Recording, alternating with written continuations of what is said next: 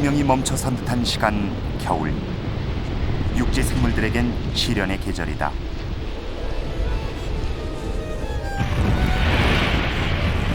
그러나 바다의 시간은 조금은 다르게 흐른다.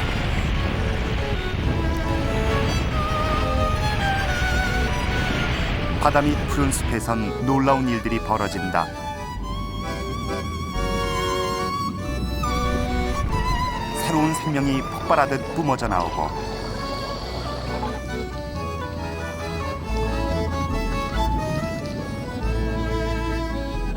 먹고 먹히는 생존의 법칙이 그대로 재현된다.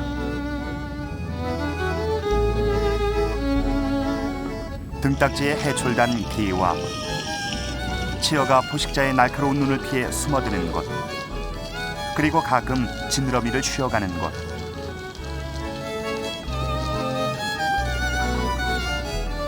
이곳은 바다 생물들을 품어 키우는 푸른 숲, 모자반이 만들어낸 생명의 공간이다.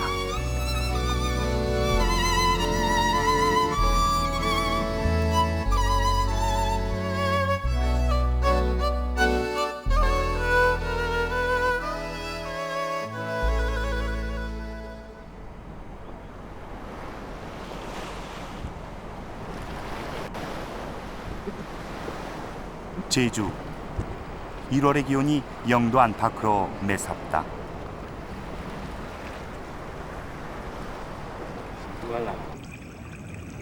하지만 물속은 아직 영상 16도 안팎으로 따뜻하다. 육지의 겨울은 무채색이다. 하지만 바다는 이 시기 화려한 색으로 넘쳐난다.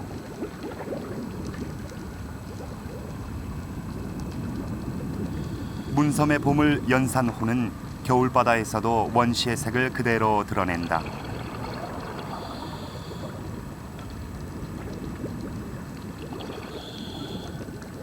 원색의 화려함은 일부 종에겐 보호색으로 작용한다.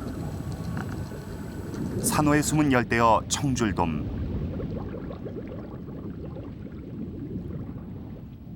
기생부치 개오지는 숙주의 조직에서 색소를 넣는다.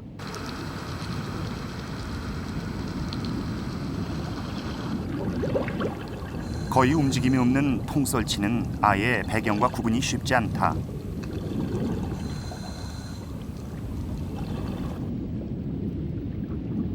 색을 자유자재로 바꿔 주변 색과 비슷한 색을 띠는 건 사냥을 위해서도 필요한 전략이다.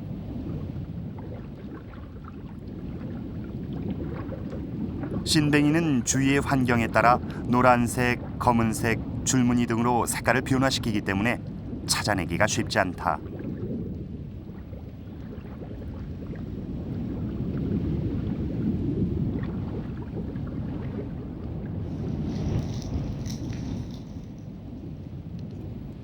하지만 포식성이 강해서 자기 몸집의 2배 달하는 고기도 통째로 삼킨다.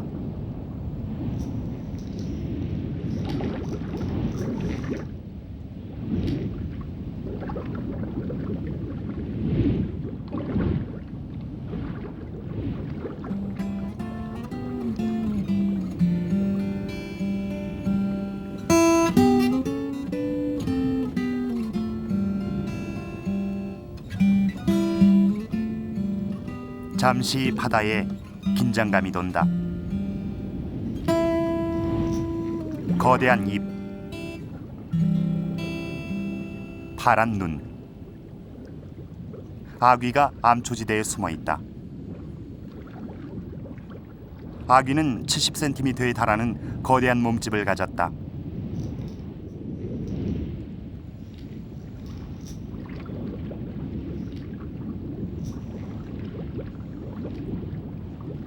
해저에 사는 아귀가 연안의 낮은 수심까지 나오는 건 흔치 않은 일이다.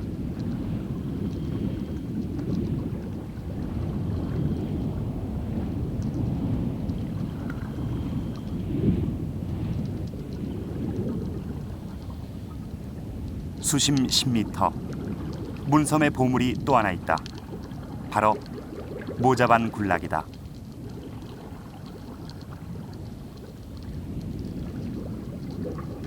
바다의 참나무로 불리며 바다 숲을 완성시키는 모자반은 10m 이상까지 자라는 대형 갈조류다. 아직 다 자라지 않은 모자반 주변을 맴도는 고기도 보인다. 그물코 쥐치다.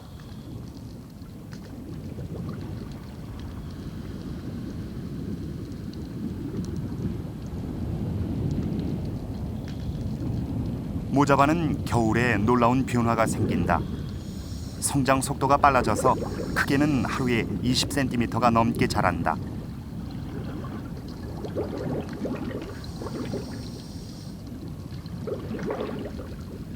제작진은 모자반의 성장 속도를 직접 관찰해 보기로 했다.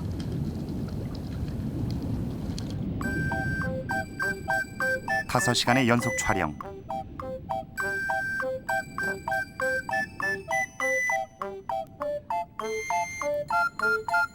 모자반이 처음의 키를 훌쩍 넘어선다.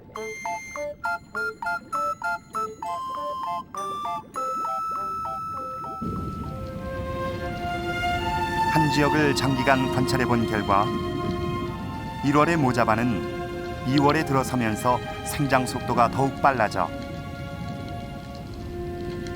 3월 초 무성한 바다숲을 만든다. 모자반의 바다숲은 바다 생명에게 가장 풍요롭고 안정된 공간이 된다.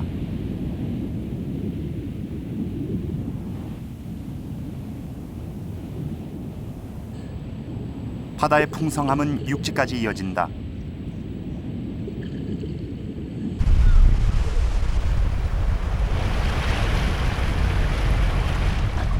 가마우지가 멸치 사냥에 나섰다. 갈매긴 가마우지를 뒤쫓는다.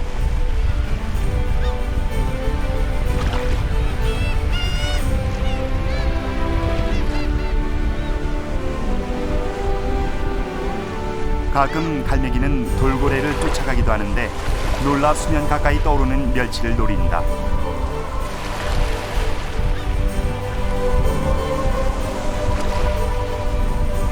뛰어난 시각을 가진 갈매기는 단 한 번의 곤두박질로 정확하게 먹잇감을 낚아챈다.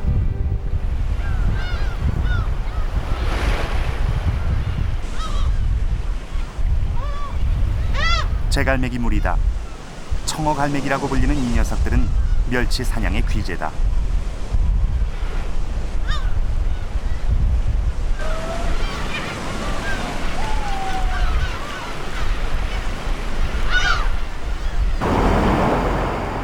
한 무리의 갈매기가 날아올랐다. 솟아오른 무리는 바람을 타면서 원뿔형으로 거대한 원을 그리며 선회한다.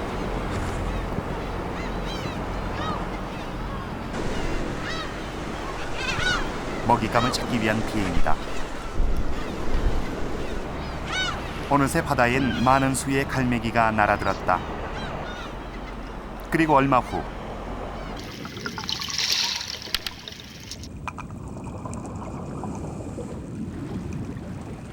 거대한 멸치떼다. 겨울 지주바다는 멸치떼로 넘쳐났다.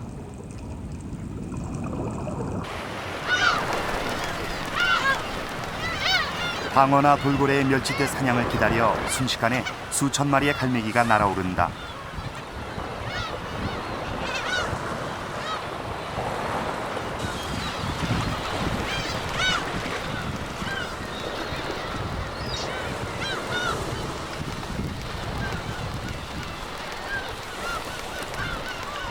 갈매기는 그대로 날개를 접고 멸치의 바다로 내리꽂는다.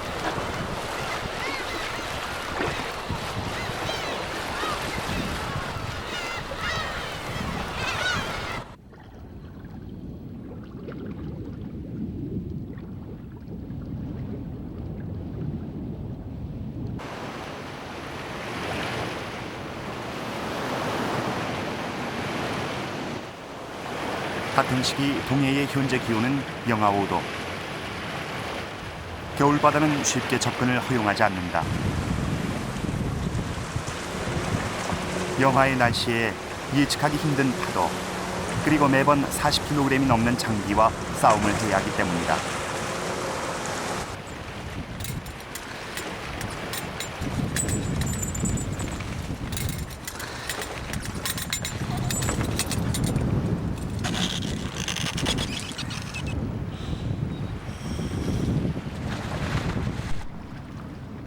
현재 수온은 영상 10도 안팎. 바다는 고요하다. 난파선이 있는 수심 20m의 연안.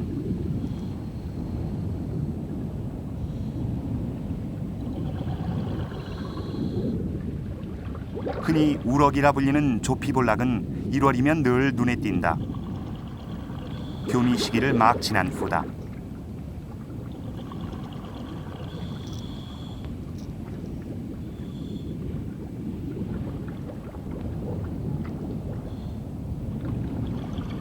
이미 산란을 끝내고 알 지키기에 여념이 없는 녀석들도 보인다. 진한 노란색의 쥐노래미다. 산란 2주째 알을 지키고 있는 녀석은 쥐노래미 수컷이다. 알 가까이로 다가온 하얀 그림자. 포식성이 대단한 불가사리다.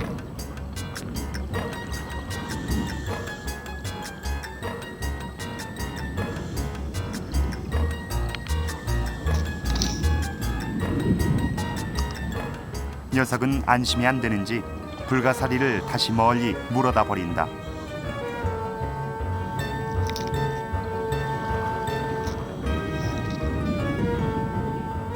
이번엔 성게다. 언뜻 느려 보이지만 쉽지 않은 상대다. 성게가 가진 가시 때문이다.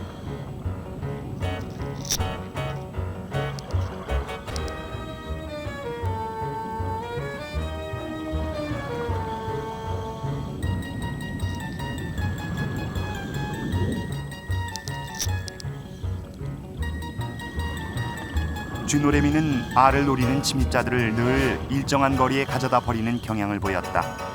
약 10m의 거리다. 성게 2마리, 불가사리 1마리. 이곳은 쥐노래미의 쓰레기장인 셈이다.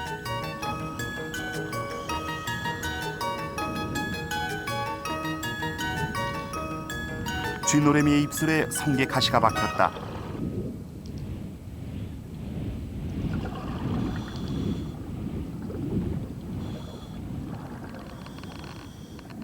산란 6주차, 쥐노래미 알에 눈이 생겼다. 쥐노래미 수컷은 알이 부화할 때까지 약 8주 동안 목숨을 건 사투를 벌인다.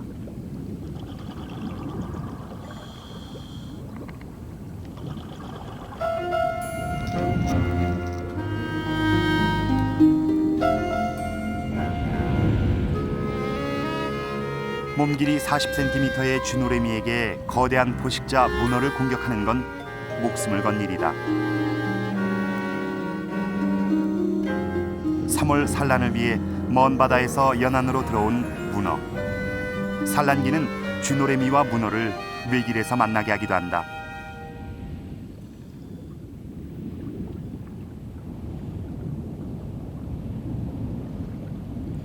이 시기 거대한 변화를 맞는 또 다른 생명들이 있다. 우렁쇠이, 멍게의 번식이다.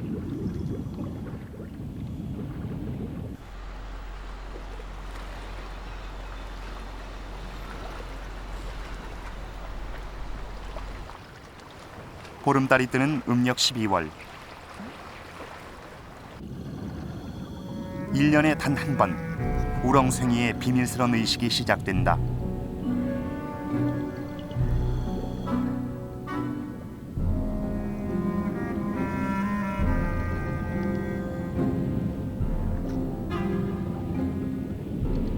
암수 한 몸인 우렁쇠이는 희뿌연 정소를 흘리는 것으로 방정을 시작한다.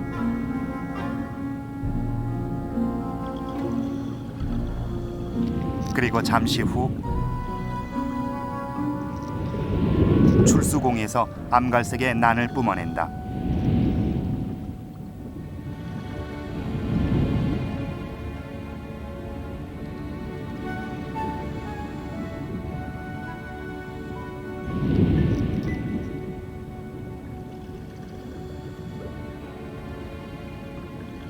한 번에 뿜어내는 난은 약 5만 개.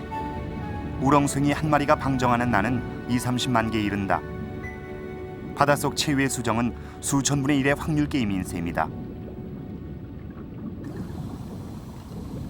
입술이 부르트도록 알을 지켜낸 쥐노래미의 알도 이제 약속한 시간이 됐다.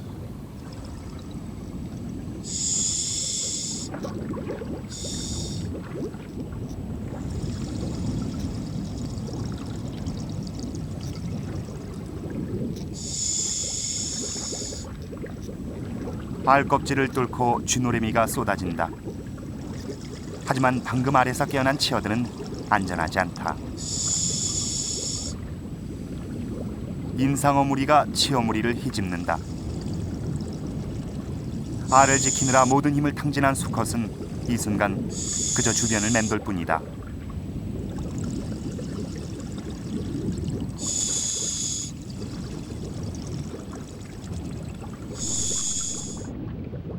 알이 부화한 후 쥐노래미 수컷은 화려했던 노란색을 벗어냈다.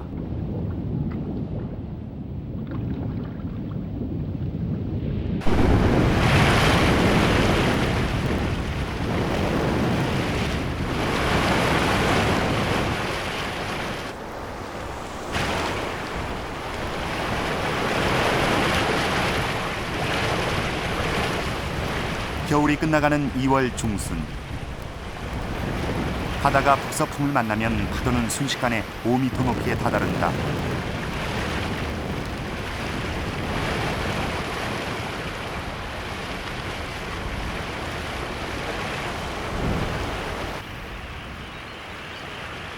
카드 섹션을 하듯이 군무를 추는 새는 민물 도요다.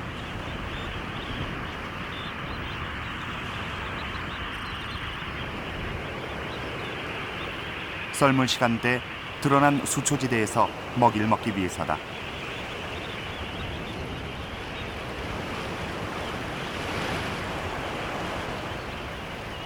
바람이 잔 뒤 겨울 해변에 까맣게 밀려와 걸음으로 쓰기에 충분했던 모자반도 드문드문 보일 뿐이다.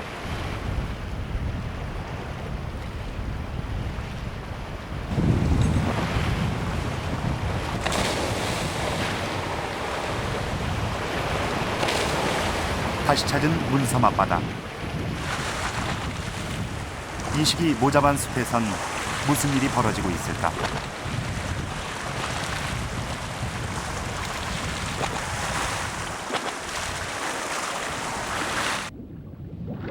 수온은 연중 최저인 14도로 떨어지고 있다.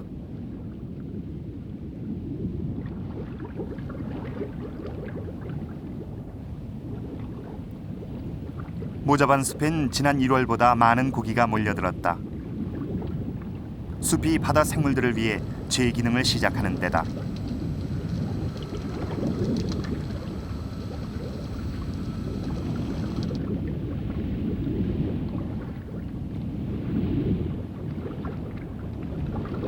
제작진에게 촬영을 위한 거리를 주지 않던 고기들도 가까이 접근하곤 한다. 숨을 곳이 바로 옆에 있기 때문일 게다. 불과 한 달 전 30cm에 불과하던 모자반은 어느새 1m 이상 자랐다. 제작진이 표식을 붙인 모자반 개체는 모두 4그루. 모자반 개체는 모두 키가 150cm까지 자랐다. 이 정도 높이라면 웬만한 고기들의 안식처로 손색이 없다.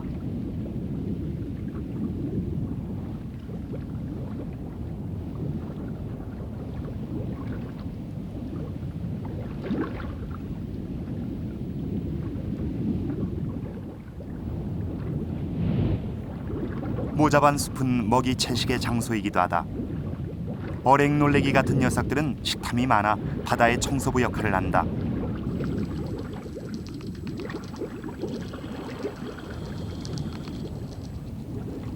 바닥층은 쏠종개의 차지다.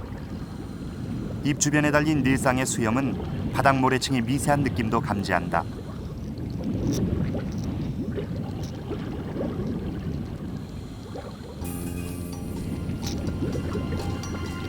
바닥을 뒤져 작은 갑각류나 유생을 걸러먹는다.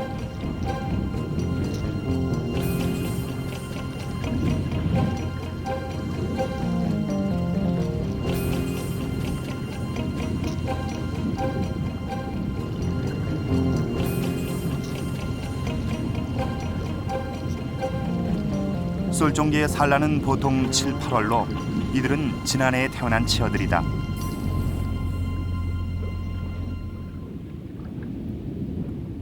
(2월의) 모자반 숲 사이엔 작은 고기를 잡는 육식어류의 출현도 빈번하다.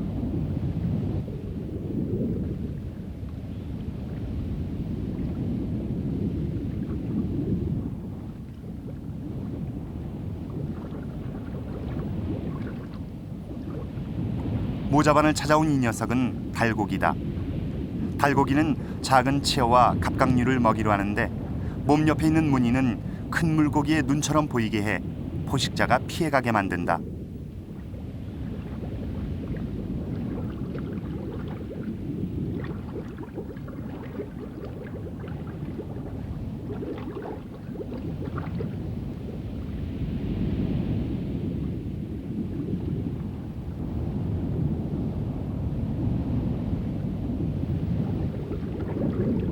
주변 물고기들이 피해가는 이 녀석은 소형 어류나 게를 주로 먹는 청대치다.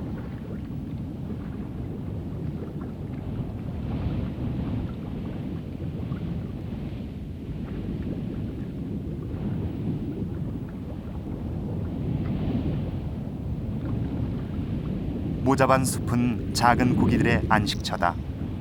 포식자의 날카로운 이빨로부터 안전한 곳이기 때문이다.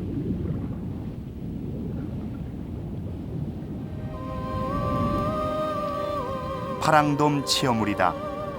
해류를 따라 열대바다에서 올라온 파랑돔은 적절한 보호색이 없지만 모자반 숲속이라면 비교적 안전하다.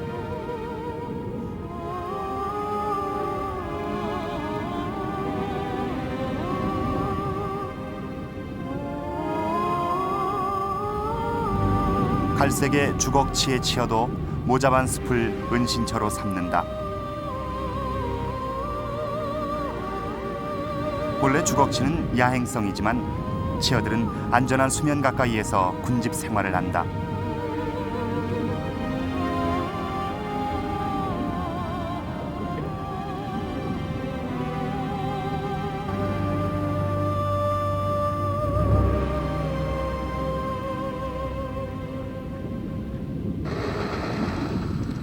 갑오징어는 맹렬한 포식자다.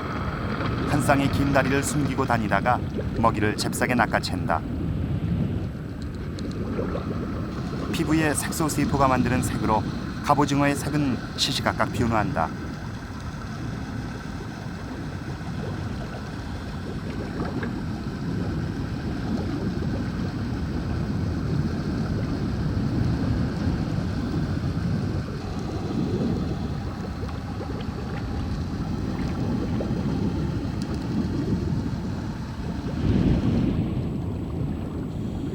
해삼의 먹이터로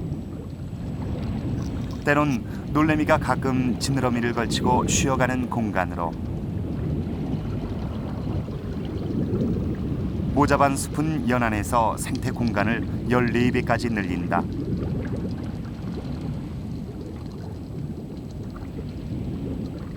그 이유는 산소에 있다. 광합성을 통해 생긴 산소는 잎과 줄기를 통해 바닷속으로 뿜어져 나온다.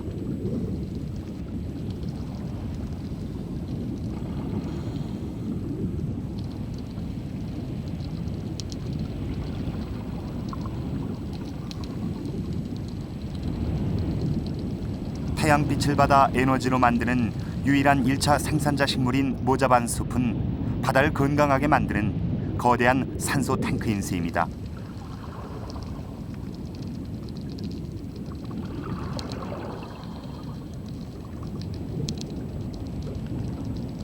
여기 또 하나의 생존 전략이 있다.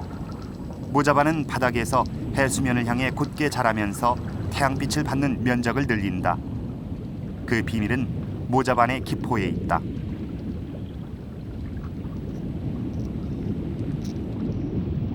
종류별로 기포의 모양도 조금씩 다른데 오랜 진화의 과정에서 잎이 변형돼 생긴 기포엔 광합성 과정에서 얻은 이산화탄소를 저장한다.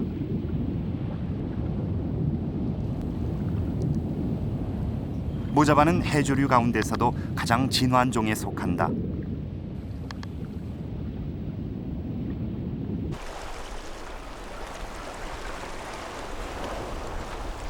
수심 20m 내의 연안에서 모자반은 육지의 참나무다.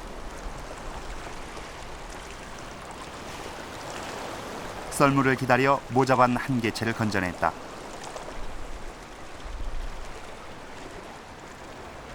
새우치어 등 많은 종이 부화 후의 어린 시기를 연안에서 보낸다.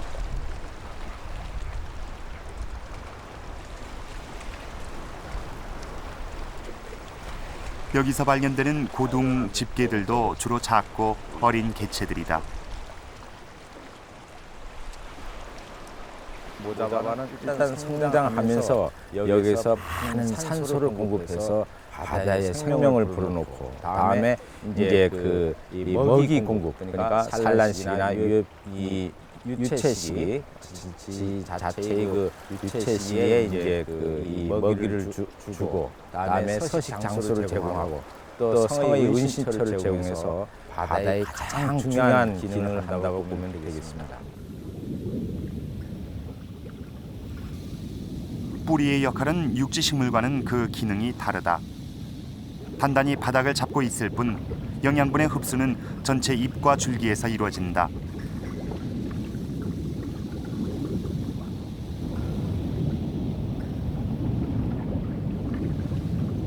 하얗게 가지에서 뻗어나온 건 세사라는 여과기관이다. 여기서 바닷물을 걸러내 영양물질을 빨아들인다.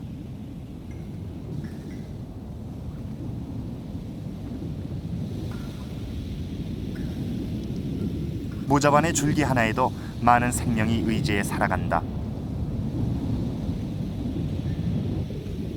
작은 유충류를 잡아먹는 물벼룩.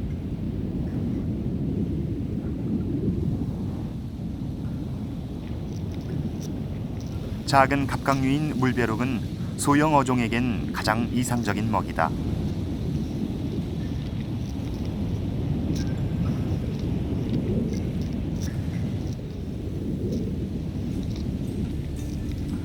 동물성 플랑크톤 같은 하위 동물은 치어와 같은 상위 포식자를 부른다.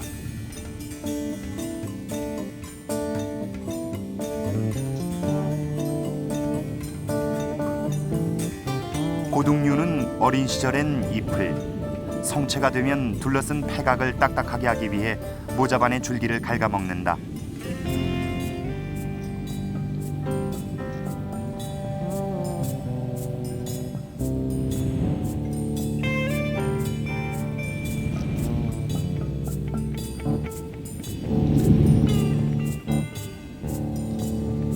모자반 한 그루엔 자연스럽게 하나의 작은 생태계가 먹이 사슬을 이룬다.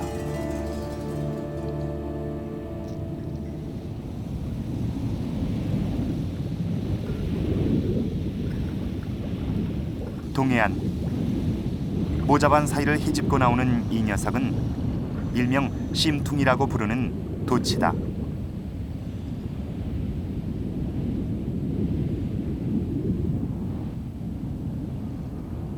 배 부분에 있는 빨판으로 바위에 붙어 있지 않을 땐 동작이 느려 문어의 손쉬운 사냥감이 된다.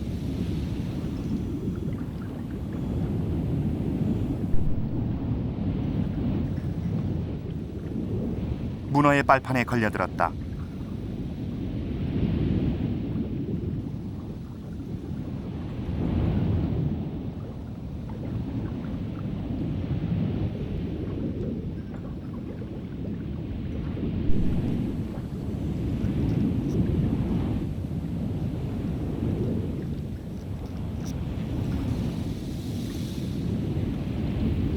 도치의 비극은 문어와 같은 시기에 같은 연안에서 번식기를 준비한다는 데서 시작한다.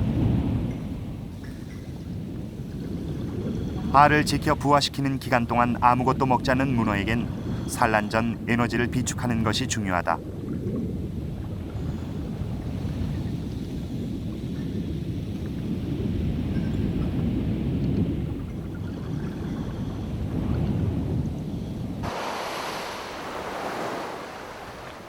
그림자처럼 조용히 다가오는 건 띠배다.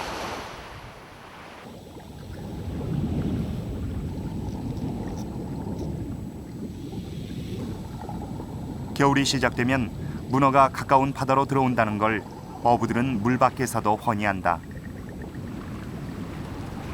양동이의 바닥을 뜯어내고 유리를 달아 만든 수경.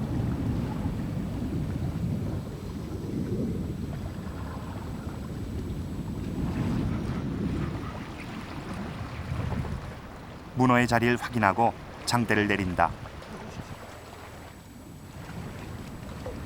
한 번의 챔질로 문어를 끌어올려야 하기 때문이다.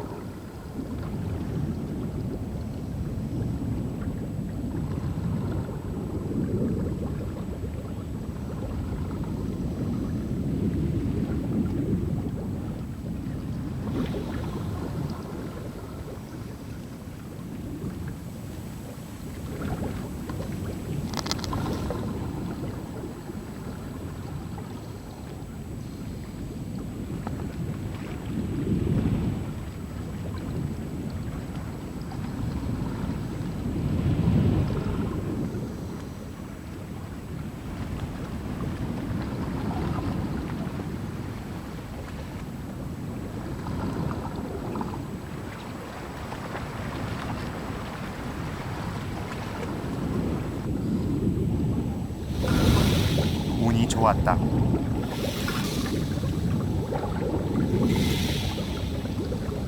상처를 좀 입긴 했지만 앞으로 있을 한두 번의 위기만 잘 넘긴다면 산란까지 살아남을 것이다.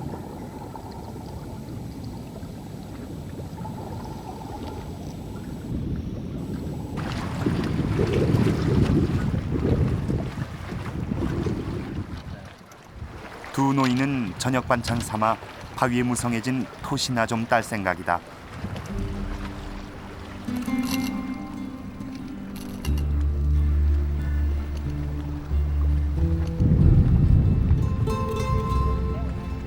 요즘은 소일 삼아 띠배를 바다에 올리지만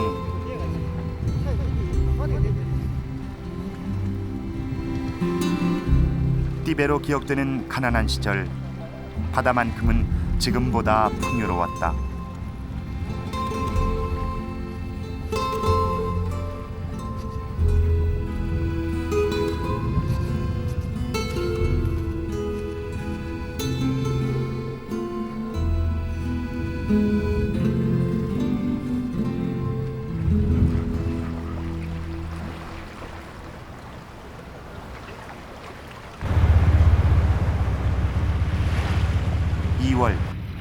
밤바다의 모자반은 어떤 모습일까?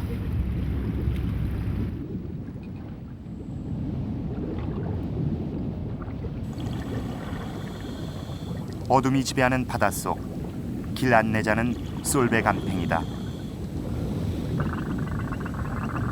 솔베간팽은 사자고기란 별칭을 가졌다. 위협을 느끼거나 먹이를 잡을 때 긴 가슴 지느러미를 갈기처럼 펼치기 때문이다.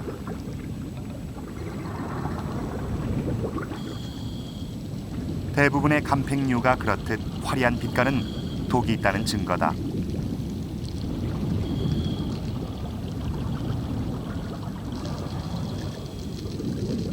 해조류나 죽은 동물을 먹는 관극 성게도 밤이 돼서야 화려한 먹이 활동을 시작한다.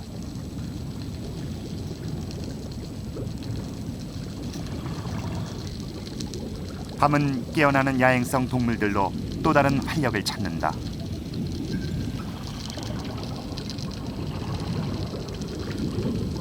수심 20m, 보랏빛이 도는 모자반을 만났다.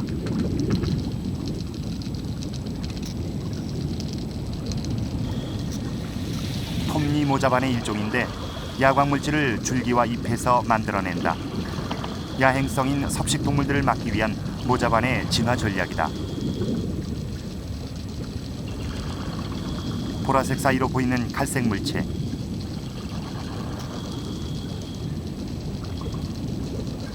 줄기에 제 몸을 꽉 끼운 채 잠을 잔다. 작은 틈을 좋아하는 삐돌아치다.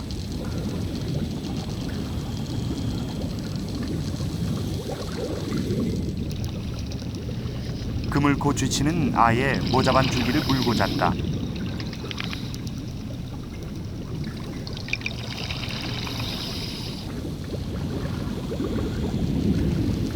모자반엔 자는 물고기만 있는 게 아니다. 야행성인 끄떡새우와 집게에는 한창 먹이 먹는 데 열중이다.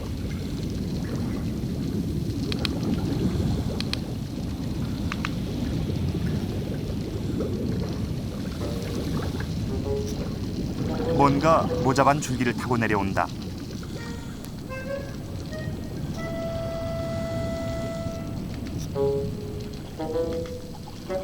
모자반 잎을 따서 물고 내려오는 이 녀석은 뿔개다.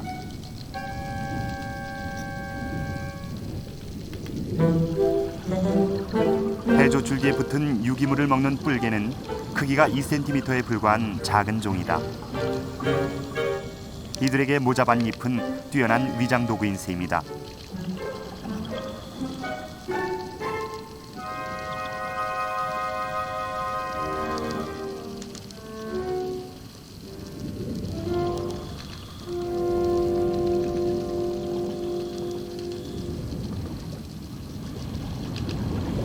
동물들의 잠자리는 잘 공개되지 않는 비밀스러운 공간이다.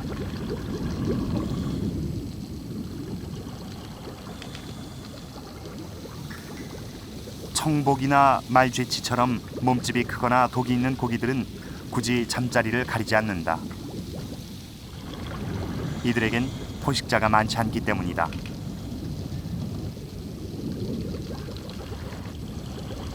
감태숲의 거북복도 훤히 드러나 보인다.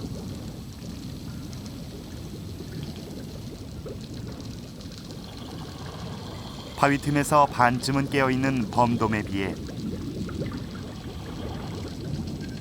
등 지느러미 가시에 독이 있는 쑥이미는 편안해 보인다.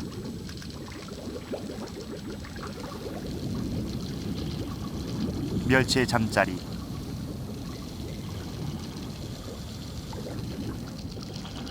암초 사이에 몸을 띄우고 경계를 늦추지 않는다.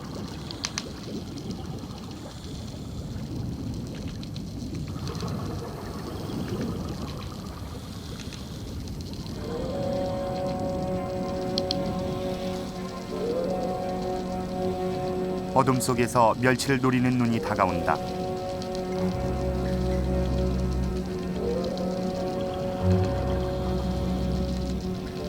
흰 오징어는 무게가 3-4kg에 달하는 대형 오징어 종이다.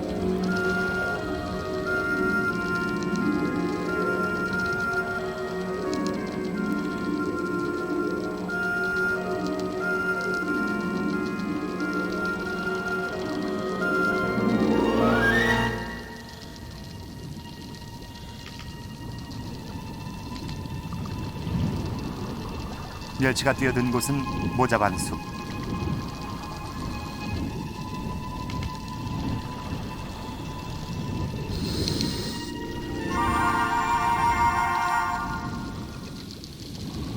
숲에서 당분간 멸치는 안전하다.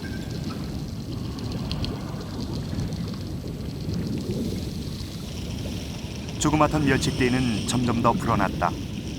수중 카메라의 조명빛을 보고 몰려왔기 때문이다.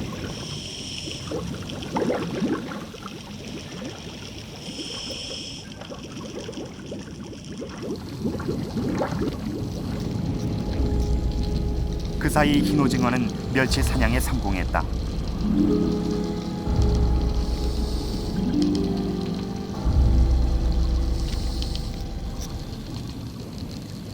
한바탕 소란스럽던 바다에 다시 평온이 감돈다.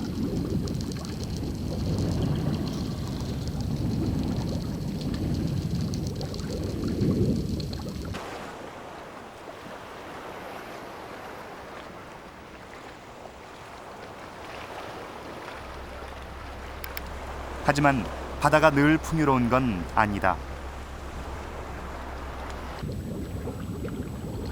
해조류가 사라진 황량한 풍경. 초식동물인 전복, 해삼, 소라가 떠나고 허연 바위엔 듬성듬성 붙어있는 보라 성게뿐.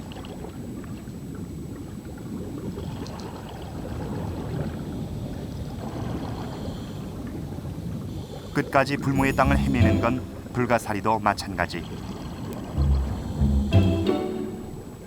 성게 사냥이 시작됐다.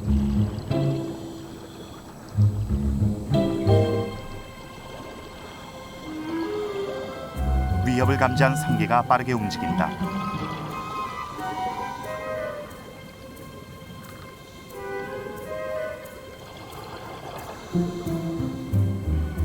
경사진 곳에서 성게가 비장의 카드를 꺼내 들었다. 굴러 떨어지는 전략이다.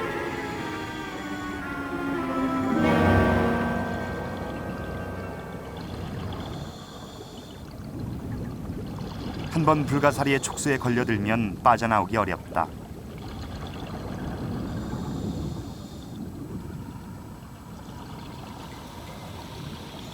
촉수들 간의 치열한 전쟁.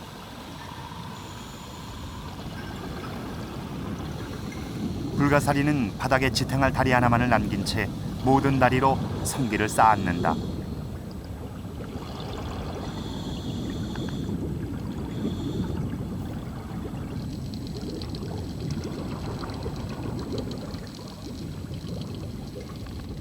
불가사리의 촉수에 걸려든 건 조개다.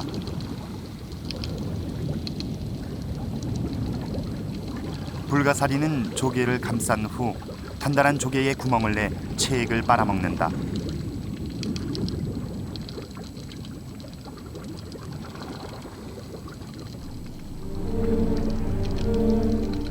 그러나 이런 풍경까지 사라져버린 바다가 있다.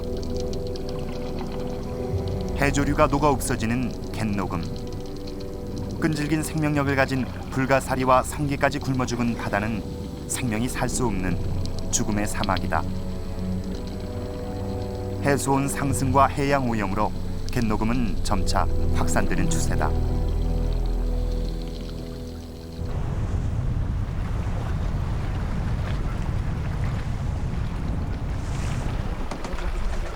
제주 연안의 바다도 이미 갯녹음으로 40% 이상 초토화된 상태다.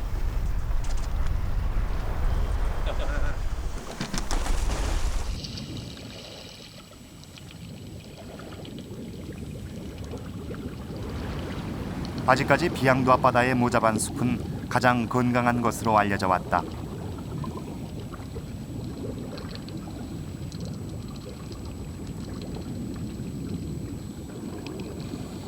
국립수산과학원의 윤장택 박사팀은 이곳 비양도의 연안 모자반 숲을 지속적으로 관찰해 오고 있다.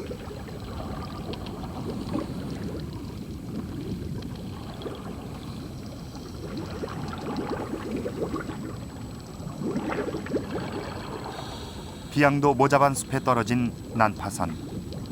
난파선 주변에도 온통 모자반 군락이 형성돼 있다. 어초 역할을 하는 난파선에도 이런 해중림 군락이 필요하다. 큰 고기뿐 아니라 치어의 보금자리가 필요하기 때문이다.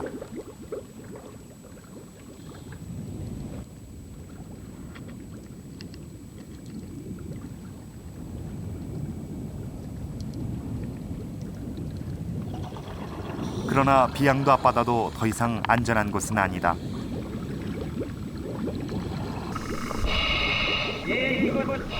비양도처럼 주변이 바다에는 해적류를 조성하고 있으나 지금 현재 약 50% 정도만 나와 있고 나머지는 소실됐습니다. 지금 모자만 옆에는 해적류가 생산하고 있어서 이것도 대명금이 진행되고 있음을 알 수 있습니다. 제주는 이미 연안 마을 어장의 31%가 갯녹음 현상 때문에 해초가 없는 민둥산으로 변했다. 그에 따라 전복, 소라, 고등류의 어획량도 큰 폭으로 감소됐다. 2005년 4월 이 바다에서 모자반을 이용한 해중림을 조성하는 실험이 진행됐다. 건강한 바다에서 채취한 모자반을 이식하는 작업이다.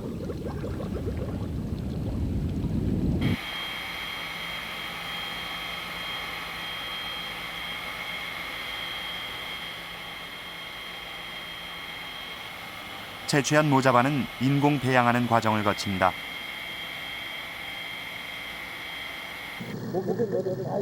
암수 딴구루인 괭생이 모자반은 알과 정자를 만들어 유성 생식을 한다.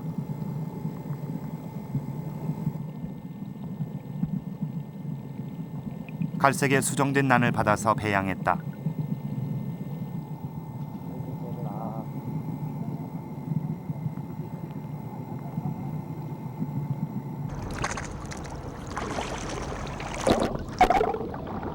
모자반 어린 개체를 부착시킨 시멘트 블록을 바다에 이식하는 날. 새롭게 갯녹음이 확산되고 있는 북제주의 애월읍 연안에서 시험적인 해중림 조성이 진행됐다.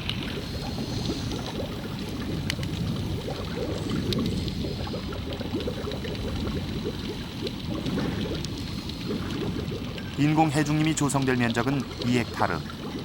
600여 개의 시멘트 블록이 옮겨졌다.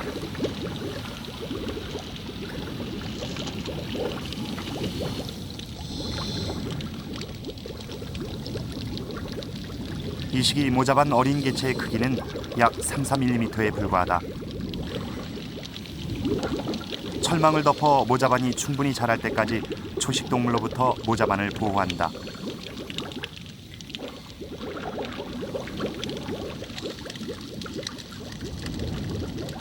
(3개월이) 지난 여름바다. 바닷속에 부유물이 많아지는 시기다.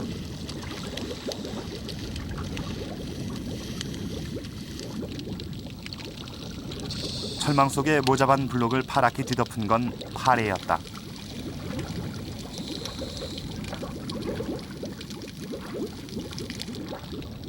파래의 군집 속에서 건강하게 살아있는 모자반의 크기는 약 5mm.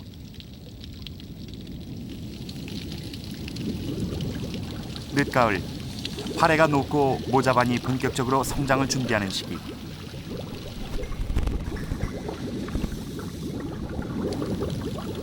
우려하던 일이 벌어졌다. 석회 조류의 번성이었다. 이미 반 이상의 모자반이 떨어져 나가고 그 자린 분홍색 석회 조류로 덮여 있었다.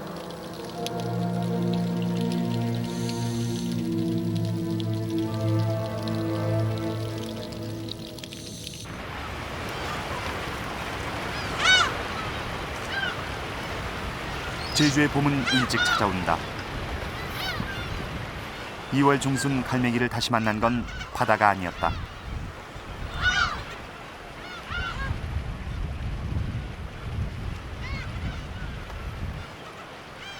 감자를 심어놓은 밭은 이미 갈매기가 점령했다. 햇볕을 받아 뜨거워진 비닐, 흙 위로 올라오는 벌레를 잡기 위해서다. 보리밭에 비료 대신 뿌려둔 오징어 내장이 갈매기를 불러 모았다.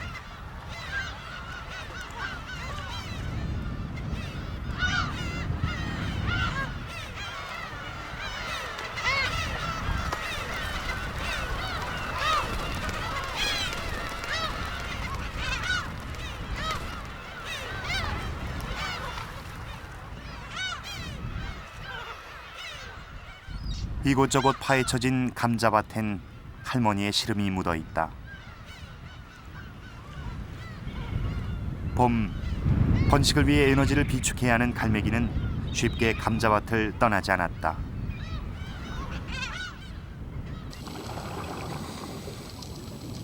다시 찾은 북제주군 애월 앞바다.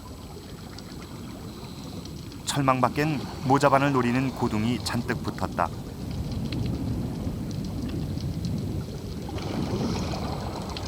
모자반의 키는 30cm. 석회 조류를 이겨내고 살아남은 모자반을 자연 상태로 내놓을 때가 됐다.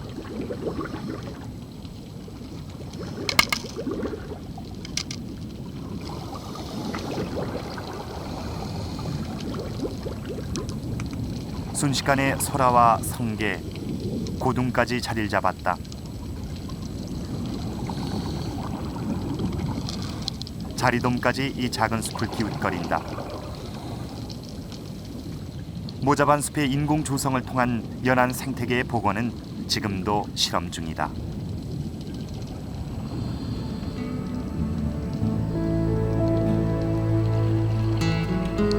건강한 바다는 건강한 해조류 숲에서 온다.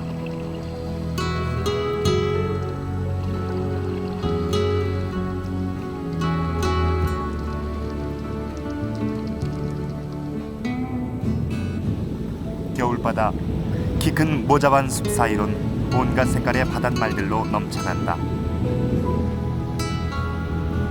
전복의 먹이인 감태도,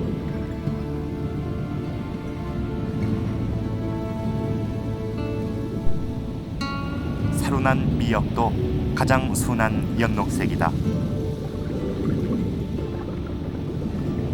해조류가 번성하는 시기, 자연의 시계는 가장 역동적으로 움직인다.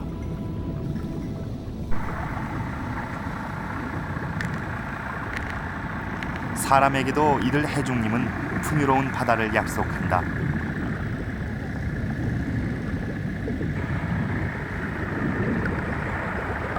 (2월) 말 5, 6도를 넘나드는 차가운 수온에도 동해 해녀들의 자맥질이 경쾌한 건 풍요로운 미역의 생산이 있기 때문이다.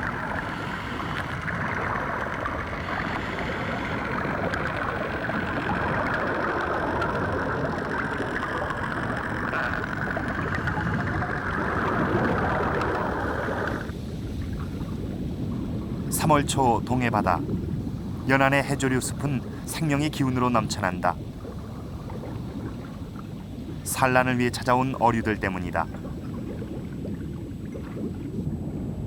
빙어는 본래 바닷고기, 산란철에 민물로 올라오는 회유성 어류다. 빙어는 민물과 바닷물이 만나는 기수역에서 민물에 적응하는 기간을 거친다.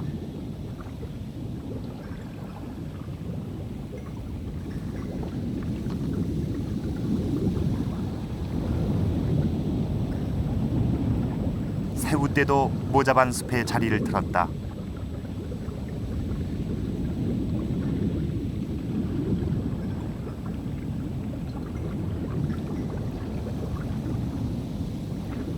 배에 한가득 알을 붙인 새우들은 산란을 앞둔 어미들이다.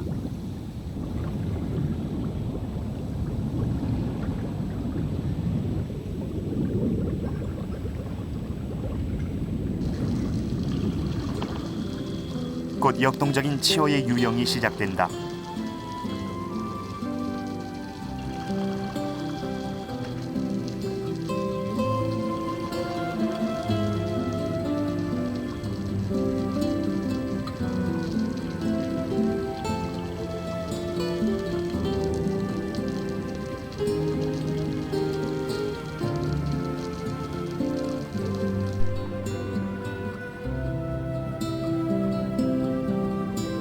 각종 포자와 유생들로 겨울 막바지의 바다는 생명력 넘치는 탄생의 공간이다.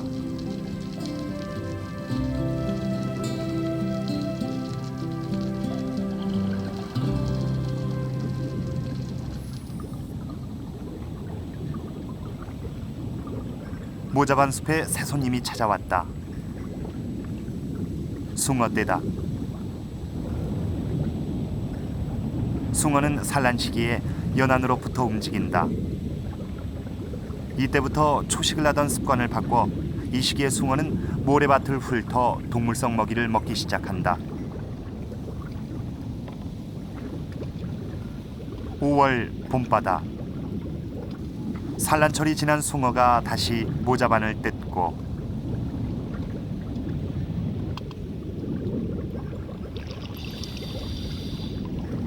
보거의 어지러운 집단 사냥이 모자반 숲에서 시작될 무렵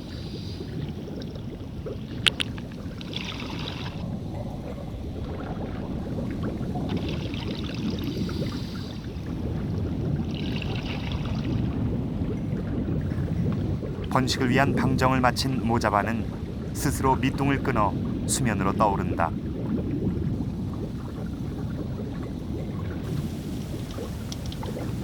뜬반 상태에서도 두세 달 동안 여름바다 위를 살아 표류한다. 모자반이 새로운 생명들을 품는 공간으로 탈바꿈하는 순간이다.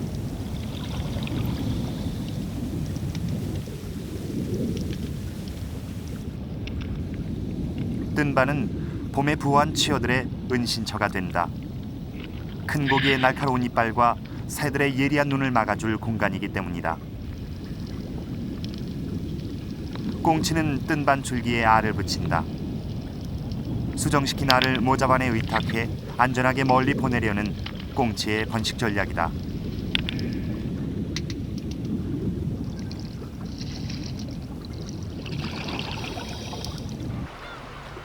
갈매기는 이때를 본능적으로 알고 있다.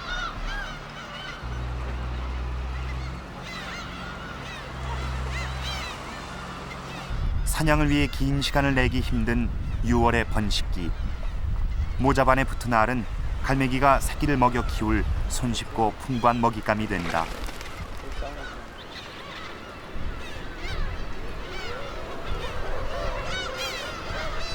해마다 이 시기 모자반은 육지 생물에게도 왕성한 번식의 기회를 준다.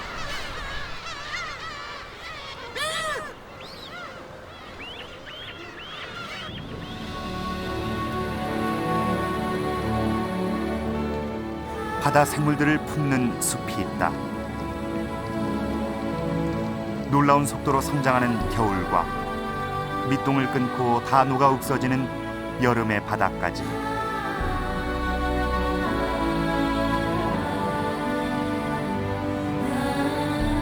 모자반은 바다 생물들을 품어 키우는 어머니 바다의 탯줄이다.